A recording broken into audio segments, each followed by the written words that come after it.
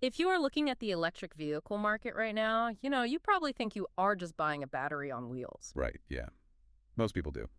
But I want to say thank you so much for joining us on this deep dive today. To all our listeners out there, we really appreciate you taking time out of your busy day to be here. Absolutely. It's great to have you with us. Because today we are going to show you the massive, invisible war that's happening right under the hood.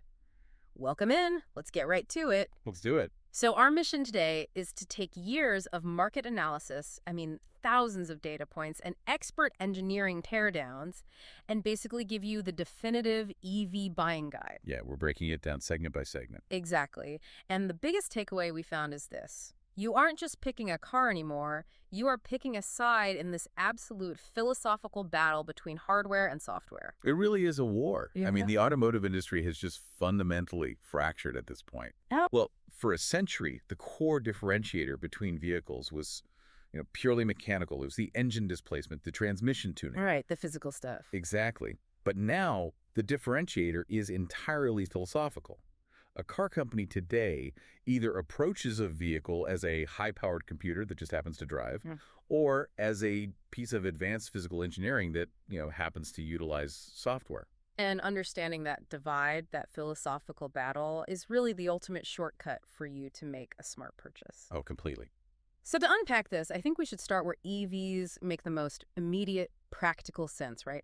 Navigating the tight, chaotic streets of the city. Yes, the urban environment. We're talking about the entry level, the segment A and B cars, and the data immediately points us to two drastically different approaches here, starting with the Leapmotor T03. Right, the Leapmotor. Our sources hail this as the ultimate rational choice. And rational is the critical metric here because the urban environment really punishes bloat. Yeah, you don't want a massive tank in the city. Exactly. You aren't prioritizing a luxury lounge or like high-speed aerodynamics when you're in stop-and-go city traffic. You're just trying to park. Right. You're prioritizing agility, the parking footprint, and just raw efficiency. And the Leapmotor T03 is entirely unmatched when it comes to its price-to-features ratio. Because it trims the fat. Yes, it doesn't overcomplicate the engineering with unnecessary weight or processing power that you are literally never going to use at 30 miles an hour. Okay, let's unpack this with a relatable analogy. Buying the Leapmotor is like buying a hyper-practical budget smartphone, right? Oh, that's a good way to look at it. Like, it does exactly what you need. It makes calls, it runs maps perfectly, the battery lasts forever, and it costs a fraction of the price of the big brands. Exactly. It's a precision tool for a specific job. But what happens when you do want that flagship experience? The better screen, the premium feel, but still in a compact footprint. That brings us to the BYD Dolphin. Ah, the Dolphin. Yeah, our sources classify this one not just as a city car, but as a complete vehicle. And the underlying mechanism driving that distinction is, well, it's the Blade battery. Right, the Blade battery, which is just a masterclass in packaging and structural engineering, honestly. Tell us why that matters for a smaller commuter car. Well, so in traditional older EV designs, you have these small battery cells, often cylindrical, and they're packed into modules. Okay. And then those modules are packed into the main battery casing. But that takes up a ton of dead space and requires all this heavy metal reinforcement. To hold everything together. Right. But the Blade battery throws out the module concept entirely. So they're just skipping a step. Exactly. They utilize what's called cell-to-pack technology. So BYD manufactures these incredibly long, flat, blade-like cells that literally stretch across the entire width of the battery pack. Wow. And then they insert them directly into the chassis. Meaning the battery cells themselves are actually acting as structural crossbeams for the car. That is the genius of it, yeah. The battery is no longer just this dead weight being carried around by the car. It is an active structural component of the chassis. That's wild. It is. And this dramatically increases the torsional rigidity of the BYD Dolphin. So when the sources talk about superior solidity, that's exactly what they mean. Yep. Because a rigid chassis translates directly to how the car handles imperfections in the road, right? Like when you hit a pothole, a stiffer chassis prevents the entire cabin from twisting. Exactly, which cuts down on noise, vibration, harshness, all of that. So you get a ride quality that typically belongs to a much heavier, much more expensive luxury sedan. Yeah, it creates this real sense of permanence. Like you are paying a premium over the Leapmotor, sure, but you are buying a physical architecture that punches way above its weight class for long-term comfort. Right. But okay, a rigid chassis is great for potholes. What happens when you need to drive 400 miles? Ah, yeah. That's a different game. Completely. This transitions us out of the city and into the heart of the market, the midsize segment.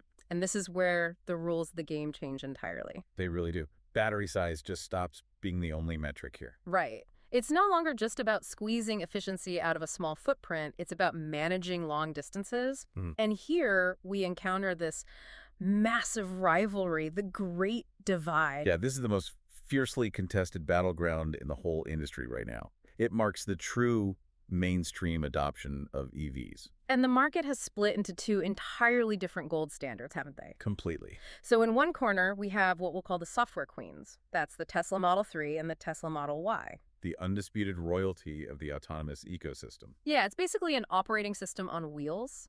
The software manages your entire journey, right down to the thermal management of the battery. It's incredible. You just punch in your destination, and the car decides exactly where you will charge for how long. And it actually preheats the battery like 50 miles before you arrive so it can accept a charge faster. Right. That flawless, seamless integration is one side of the coin. Okay, but in the other corner, we have the Korean alternative, the athletes, as I like to call them, the Hyundai Ion IQ 5 and 6, and the Kia EV6. Yes. And their advantage is entirely physical. Because of the 800-volt architecture. Exactly. The game changer here is that 800-volt architecture. Yeah. While Tesla wins on the software ecosystem, Hyundai and Kia win on pure freedom of travel. Because of the ultra-fast charging. Right. They can take a battery from 10% to 80% in just about 18 minutes. Okay, wait. I have to challenge this 18-minute charging hype for a second. Let's look at reality. Okay, let's hear it.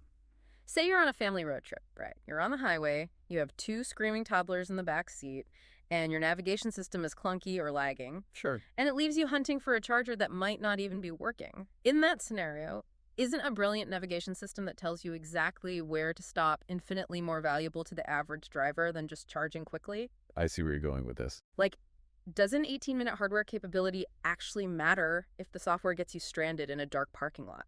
Well, what's fascinating here is that you're hitting on the exact friction point that divides modern car buyers. Early. Yeah. It comes down to the psychology of waiting versus the psychology of planning. Ah, that's an interesting way to phrase it. Right. Tesla removes the cognitive load. You don't have to think. The software just ensures you won't fail. It's a flawless trip manager. Right. But the 800-volt hardware approach, championed by the Koreans, is about mimicking the traditional gas station cadence. Ah, mimicking the physical habit we already have as drivers. Exactly. To understand why 18 minutes is such a massive breakthrough, we have to look at the physics of the 800-volt system. Okay, lay it on us. It's basic Ohm's law, right? Power equals voltage multiplied by current. So if you want to push a massive amount of power into a battery very quickly, you either increase the current or you increase the voltage. And increasing current is the big bottleneck, It's right? a huge bottleneck. Because pushing massive current creates intense heat, which means you need heavy, liquid-cooled charging cables and massive internal wiring just to keep the car from literally melting. Exactly. So by doubling the system voltage from the traditional 400 volts up to 800 volts, you can deliver the exact same amount of power using half the current. Oh, wow. Okay. And less current means significantly less thermal load. The battery stays cooler, which allows the car to accept electricity at blistering speeds without throttling down to protect itself. So 18 minutes is just the time it takes to use the restroom and buy a coffee. Right, by the time you walk back outside, the car is ready. For a huge segment of buyers, that sheer lack of pit stop downtime represents true freedom, regardless of how clunky the software interface might be. Okay, that makes a lot of sense. So applying that 800-volt math to a sleek aerodynamic sedan is one thing, but what happens when you scale it up? You mean into larger vehicles? Yeah, we're talking about massive three-row family SUVs and pure luxury cruisers, because weight and space are the biggest enemies of electric range. Let's look at the Kia EV9. Oh, the EV9 is a perfect example. It's historically significant because it essentially democratizes that premium 800-volt technology. It's like a high-speed family bullet train. That's a great analogy. Historically, to move a massive, aerodynamically blunt 7-seat vehicle efficiently and to charge a battery that big quickly, You were forced into the ultra-luxury six-figure bracket. Right, because heavier cars require more raw energy to move, which just amplifies that heat problem we were just talking about. Exactly. If the EV9 was on a standard 400-volt system, charging a battery that massive would just take an eternity. Or the copper wiring would have to be so thick and heavy that it would ruin the car's efficiency anyway. Right. So the EV9 leverages that high-voltage architecture to keep the vehicle weight manageable and bring that 18-minute fast charging capability to the everyday family. It proves this advanced physical architecture isn't just for early adopter sedans anymore. But of course, the ultra-luxury bracket is still fiercely fighting for dominance, too. Oh, definitely. And taking away a combustion engine completely redefines what a luxury vehicle even is. I mean, without the noise and vibration of a massive V12 engine to mask, silence just becomes the default. It changes the whole paradigm of luxury. It really does. And our sources point to a massive disruptor here, the lucid gravity. Yes. The Luce Gravity is targeting the absolute top tier. It's pure luxury. It's basically a private jet for the road. Seriously. They're launching in Europe, specifically aiming at the German domestic market, actually with a base price around 116,900 euros. Wow. Yeah, they are engineering this vehicle to directly attack century-old luxury titans like Bentley and Mercedes-Maybach. Which is just wild, right? That a new American EV brand is picking a fight with Maybach on its home turf in Germany. It takes a lot of confidence. It does, but they aren't doing it just with nice leather and wood trim. They're doing it with pure packaging efficiency. Right, Lucid's core advantage is motor miniaturization. Tell us about that. Well, by engineering some of the most power-dense, compact electric drive units in the world, they free up massive amounts of physical space within the vehicle's footprint. Right, because in a traditional Maybach, you have a giant engine block under the hood, you've got a transmission tunnel running straight through the center of the cabin, a rear differential. With a lot of hardware. Yeah, that physical hardware steals so much interior space. And Lucid just removes all that mechanical clutter. This allows them to offer an interior cabin volume that simply defies the exterior dimensions of the SUV. It's bigger on the inside. Exactly. In the combustion age, luxury was defined by how smoothly a brand could manage thousands of internal explosions per minute. Right. But in the EV era, luxury is defined by the absolute integration of space, panoramic software interfaces, and just sheer effortless abundance of power. Lucid is betting that this technological packaging advantage will simply outclass a century of legacy heritage. It's a bold bet, but the engineering backs it up. It is a staggering shift in consumer priorities. So we've covered the rational city commuters utilizing those structural batteries. Yeah. We've covered the road trip warriors fighting over software versus charging speed. And the heavy haulers redefining interior space. We've covered a lot of ground. We have, but there is one final frontier we have to touch on. Taking away engine noise changes luxury, sure, but what does it do to sports cars? The passion segment. Right, where the mechanical engine literally is the entire emotional experience. The sound, the vibrations. Can you keep the sports DNA alive in an EV? Well, automotive purists have argued for a decade that you couldn't. I've heard those arguments. But the newest engineering data proves that electrification isn't just a compromise to meet emissions regulations. It is actually a vastly superior technological tool for dynamic performance. And once again, the secret ingredient is thermal management via that 800-volt architecture. It always comes back to the 800 volts. Let's look at the Porsche Macan electric.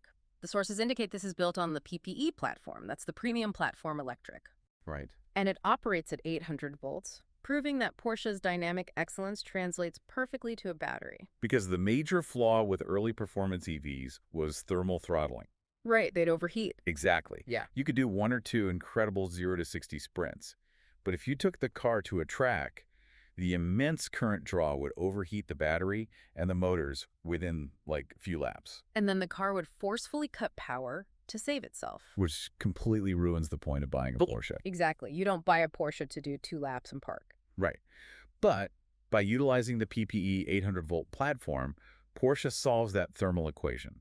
The higher voltage reduces the heat generation during massive power dumps, allowing the Macan Electric to deliver aggressive, repeatable performance lap after lap. So they preserve the handling and endurance that defines the brand. Exactly. They keep the sports DNA alive without compromise. Okay, but here's where it gets really interesting. I mean, incredibly sci-fi.